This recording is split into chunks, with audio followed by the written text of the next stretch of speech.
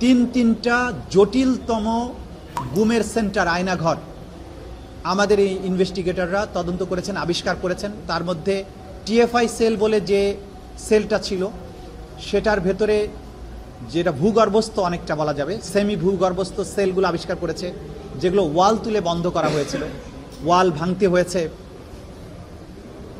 পুরো গার্বেজ দিয়ে সেটাকে ভরে রাখা হয়েছিল, সেগুলোকে সরিয়ে এই ক্রাইম সিনগুলোকে বের করতে হয়েছে। এবং আপনারা জানেন, এই কাজ করতে গিয়ে স্বয়ং চিফ প্রসিকিউটর তিনি এই ইনভেস্টিগেশন চলাকালে সেখানে প্রেজেন্ট ছিলেন। এবং আমরা যখন না বুঝে সেখানে বোমা ফিট করা ছিল, সেই বোমাগুলোর সাথে টাইমার সেট করা ছিল।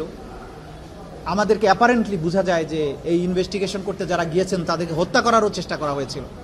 এত সব জটিলতার মধ্য দিয়ে যে কাজগুলো এগিয়েছে সেগুলো প্রতিদিন জনসম্মুখে আসেনি।